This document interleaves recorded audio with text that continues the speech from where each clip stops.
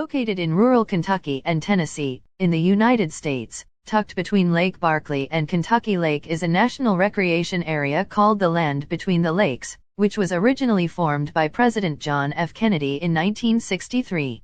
Besides its modern designation as a recreation area, encompassing 170,000 acres of forest, over 300 miles of shoreline, and hundreds of miles of hiking trails, the area has also long been plagued by a variety of high strangeness. The most bizarre is the history of strange tales of bizarre, bipedal creatures which prowl in the landscape here and has been called the beast between the rivers as well as the beast of the land between the lakes. The creatures itself typically said to look rather like a bipedal wolf, standing around 7, 10, or even 12 feet tall, and sporting clawed hands, powerful jaws with wicked teeth, glowing red eyes, and cloaked in a fetid, rotting stench. The area and its surrounding region have long held such dark legends from before the time of the first settlers to trickle into western Kentucky. Some of the first Europeans in the region were French trappers and hunters, who claimed that the forests were prowled by a massive beast, half man and half wolf, which would howl in the night and leave the mutilated carcasses of animals in its wake, a monstrous entity that was called the loup-garou. In some instances, these hunters and trappers were said to venture into the wilderness to never be seen again, and this was blamed on the mysterious, ravenous beast. Outsiders were frequently warned away from the area. When settlers began to come to the region, they are said to have been plagued by some large predator which lurked in the shadows, killing and maiming their livestock, with witnesses saying the culprit was a hairy, wolf-like beast on two legs which unleashed blood-curdling howls and shrieks into the night. This happened in the early 1980s, when police were called to a campground in an area known for its abandoned military bunkers, where they were greeted with a rather morbid and grisly sight. There in the campsite were the badly mutilated bodies of 3 of the 4 campers, a young couple and their child, with their corpses in an appalling state.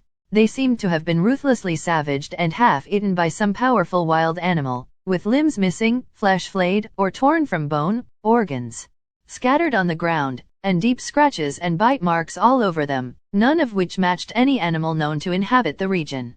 As authorities searched for the missing child, one police officer called Adam went up ahead to investigate, and Jan would describe what happened next. From somewhere in the nearby woods, about 50 yards from the campfire, a scream was heard. A man's shriek that turned into a long wail and then to whimpering. As others arrived, they could see by the gleam of several flashlights that the cop was holding his hat in one hand and his light in the other. There was blood on his face, the front of his shirt and on the brim of his hat. More blood could be seen dripping on him. It was coming from above. High in the trees the flashlights swung, searching for the source of the mysterious bleeding.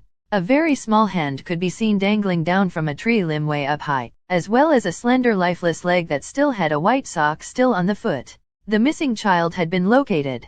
It had been Adam that the blood had trickled upon, hitting his hat first, making him look up, and then feeling the thick cold fluid sprinkling his face, then sliding down to his neatly buttoned shirt. It had been Adam that had screamed. The little girl had apparently been carried up the tree and leisurely eaten upon while carefully laid across a large tree branch. More of the same long gray and brown hair was found sticking in the bark of the tree near her body.